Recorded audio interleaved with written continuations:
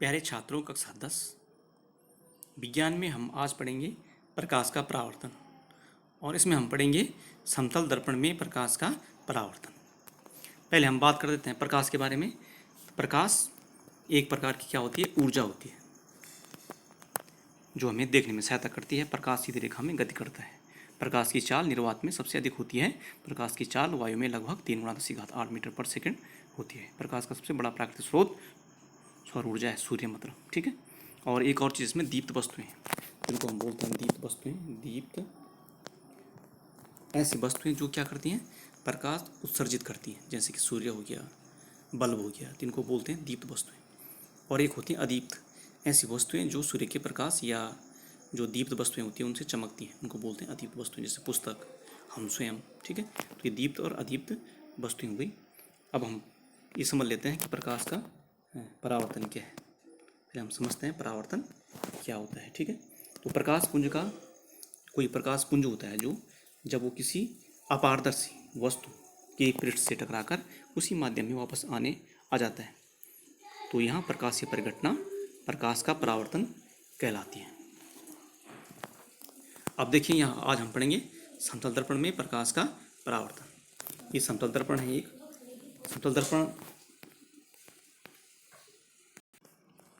समतल दर्पण जो होता है वो एक तरफ पेंट किया हुआ भाग होता है। ठीक है। कांच का प्लेन कांच होता है, प्लेन मिरर उसको हम बोलते हैं, ना उभरा हुआ ना गहरा। ठीक है। एक तरफ पेंट कर देते हैं हम, एक तरफ क्या होता है? कांच होता है। इसको हम बोलते हैं सिंपली समतल दर्पण, या जिसमें हम क्या देते हैं? अपना चेहरा देखते हैं, उसको बोलते हैं समतल दर्पण। अब इसमें प्रकाश का परावर्तन कैसे होता है? तो यहाँ पर सिर्फ एक किरण दिखा रखी है, मैं और दिखाता हूँ। ये प्रकाश की किरण आ रही है, इसको बोलते हैं हम आपतित किरण। और यहाँ से क्या हो जा रही है? परावर्तित हो जा रही है, इसको बोलते हैं परावर्तित किरण। फिर ये किरण आ रही है और फिर क्या हो जा रही है? परावर्तित हो जा रही है यहाँ से। ठीक है। इसको बोलते हैं क्या? परावर्तित किरण बोलते हैं इसको। ठीक है। दोबारा देखें, ये जो किरण आ रही है ये हो गई आपतित किरण, और ये जो जा रही है वापस, इसको बोलते हैं परावर्तित किरण। ये किरण आ रही है और ये जा रही है, और बीच में क्या बनता है? एक नभ्यंश का कोण, ये जो अभिलंब होता है। ठीक है। तो आपतित किरण और परावर्तित किरण, यानी जो किरण आ रही है और इस समतल पृष्ठ से चिकने पृष्ठ टकराकर उसी माध्यम में वापस जा रही, इसको बोलते हैं परावर्तित किरण। और बीच में अभिलंब, ठीक है, जो कि 90 अंश के कोण पर बनता है अभिलंब। ठीक है। तो इसको हम बोलते हैं अभिलंब बोलते हैं। ठीक है। आपतन बिंदु बोलते हैं इसको, एक बिंदु तल होता है जो ये। तो परावर्तन का जो प्रथम नियम यही है कि आपतन कोण और परावर्तन कोण सदैव क्या होते हैं? बराबर होते हैं। ठीक है। और दूसरा नियम क्या है उसका? आपतित किरण, परावर्तित किरण। ये आपतित किरण ये हो गई, ये परावर्तित किरण, ये आपतित किरण, ये परावर्तित किरण।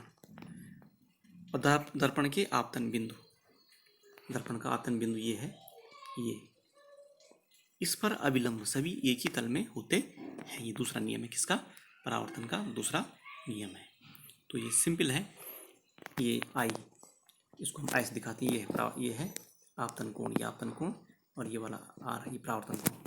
तो आई कोण आई इज इक्वल टू कोण आर, ये दोनों क्या होते हैं? सदैव बराबर होते हैं। ये हो गया आपका।